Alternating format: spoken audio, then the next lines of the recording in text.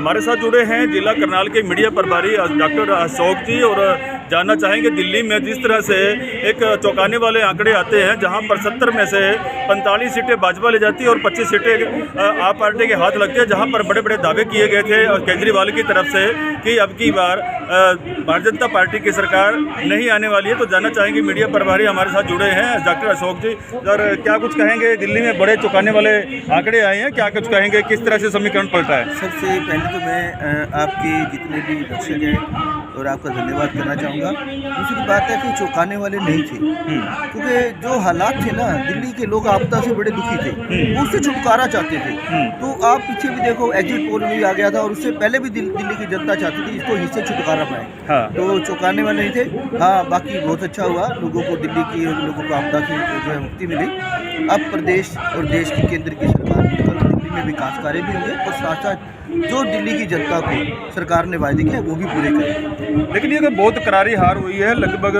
70 में से जो 70 के दावा करने वाला व्यक्ति था, आज वो 25 पर सिमट के रह गया, जहाँ पर मुसलमानों ने भी ये कहा था कि हम कभी भी बीजेपी को वोट नहीं देंगे, लेकिन बहुत बड़े नेता ये कहते हुए नजर आए कि हम अब की बार बीजेपी को देंगे। क्या कारण रहा है? वही कारण है कि जो लोग 10 साल से दुखी थे, परेशान थे, क्योंकि उसके जो झूठे वायदे, आप ये पानी का देख लो, जमुना के पानी की देख लो, जो भी फंड्स आते थे सरकारी वो सारे भ्रष्टाचारी में उनके लिप्त हो जाते थे। विकास रहे नहीं थे।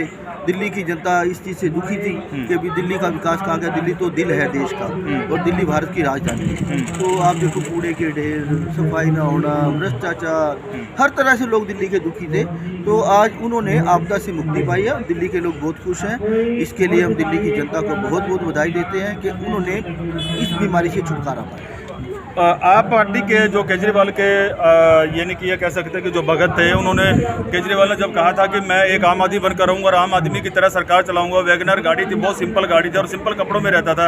आज वो कहता है कि मैं मोदी से बढ़िया जो है ना कोठी बंगलों में रहूँगा और मोदी से बढ़िया अच्छी गाड़ियों में मैं चलाऊँगा। तो इसलिए लग्जरी लाइफ में आया। तो क्या उसी वजह से जनता ने निकाल जो दिल्ली में जो उसने अपना शीश महल बनाया, जैसे कि उसकी यही राय थी कि मैं आम आदमी की तरह रहूँगा। उसके गुरु, राजनीतिक गुरु जो अन्ना हजारे, उन्होंने भी कहा था ये अपने पद से भटक गया ये। अब इसकी सोच वो नहीं रही कि जो आम जनता की सेवा की थी। अब वो भ्रष्टाचार में लिप्त हो गया, अपनी पुराने बातों को, पुराने वादों को छोड़कर वो जो आम आदमी की तरह नहीं जीवन व्यतीत का, अब तो वो लग्जरी वाली जैसे आप बात कर रहे हो, अब उस तरफ चला गया था। तो लोगों ने देखा, 5 साल देखा, अगले 5 साल और देखा, तो 10 साल देखने के बाद लोग उनको उसे विदाई करते हैं। अब आगे जो भविष्य रहेगा बीजेपी का, तो अब देशवासियों से क्या कुछ अपील करना चाहेंगे? इससे बीजेपी नगर निगम के और नगर पालिका का चुनाव, बीजेपी का बहुत अच्छा भविष्य है। बीजेपी काम करने वाली पार्टी है, लोगों की सेवा करने वाली पार्टी है। अब हरियाणा के अंदर जैसे कि 2 मार्च को नगर निगम के चुनाव हुए हैं, उसमें भी दिल्ली की जनता, करनाल की जनता यानी हरियाणा की जनता बहुत अच्छे से ट्रिपल इंजन की सरकार बनेगी और पूरे विकास कार्य होंगे। बहुत बहुत धन्यवाद आपका। Thank you sir.